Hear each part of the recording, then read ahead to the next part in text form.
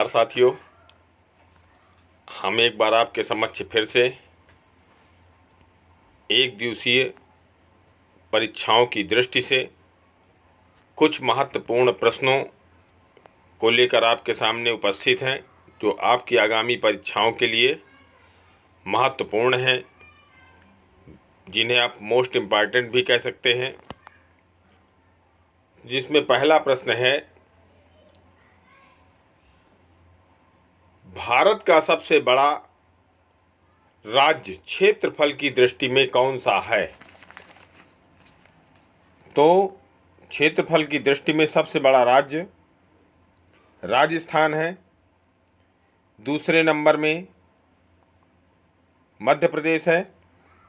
तीसरे नंबर में महाराष्ट्र है और चौथे नंबर में उत्तर प्रदेश है। तो महाराष्ट्र तीसरे पर है।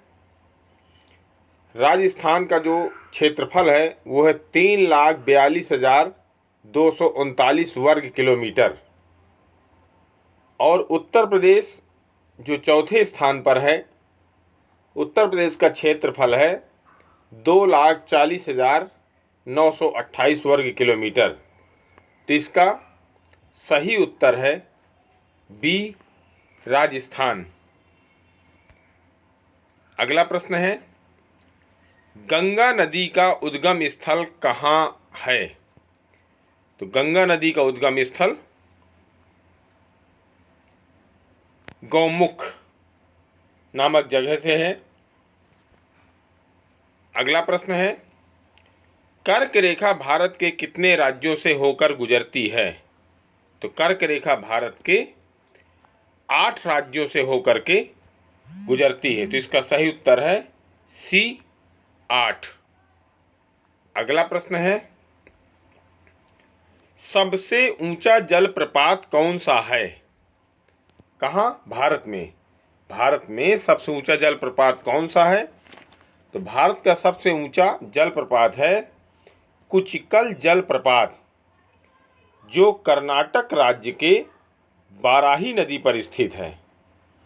ये भारत का सबसे ऊंचा जलप्रपात है। तो इसका सही उत्तर है डी, कुचिकल जलप्रपात। अगला प्रश्न है,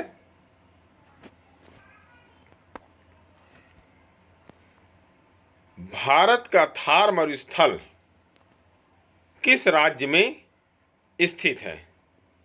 तो भारत का थार मरुस्थल राजस्थान राज्य में स्थित है, जिसमें 85% भाग भारत में है और 15% भाग इसका पाकिस्तान में है। तो इसका सही उत्तर है बी, राजस्थान। अगला प्रश्न है, ब्लैक सायल को किस नाम से जाना जाता है? तो ब्लैक सायल को काली मिट्टी के नाम से जाना जाता है। तो इसका सही उत्तर है सी, काली मिट्टी। अगला प्रश्न है, भारत में कौन सी नदी पश्चिम की ओर बहती है? तो गंगा, गोदावरी, यमुना ये पूरब की ओर बहती हैं। नर्मदा एक ऐसी नदी है जो भारत में पश्चिम की ओर बहती है। तो इसका सही उत्तर है सी, नर्मदा नदी। अगला प्रश्न है, सतपुड़ा पर्वत श्रृंखला किस दिशा में फैली है? तो सतपुड़ा पर्वत श्रृंखला पूरब से पश्चिम की ओर। तो इसका सही उत्तर है बी, पूरब से पश्चिम, यानी पूरब और पूरब पश्चिम। अगला प्रश्न है, चिल्का झील कहाँ पर स्थित है? तो चिल्का झील उड़ीसा राज्य में पुरी, खुर्दा, गंजाम जिले पर स्थित है। ये संयुक्त है, पुरी, खुर्दा और गंजाम जिला। तो इसका सही उत्तर है सी, उड़ीसा। अगला प्रश्न है, भारत में ग्रीन रेवोल्यूशन का सर्वाधिक प्रभाव किस फसल पर पड़ा?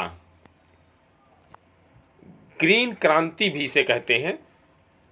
हरित क्रांति भी इसे कहते हैं। तो इसका सर्वाधिक प्रभाव गेहूं पर पड़ा। अगला प्रश्न है, भारत का अक्षांशीय विस्तार क्या है? तो भारत का अक्षांशीय विस्तार, इसका सही उत्तर है बी। अगला प्रश्न है, काजीरंगा राष्ट्रीय उद्यान किस राज्य में है? तो काजीरंगा राष्ट्रीय उद्यान यह है असम में। ये उद्यान एक सींग वाले गैंडों का रखरखाव करता है और ये गोलाघाट, नागांव और शोभितपुर जिले पर स्थित है। तो इसका सही उत्तर है ए, असम।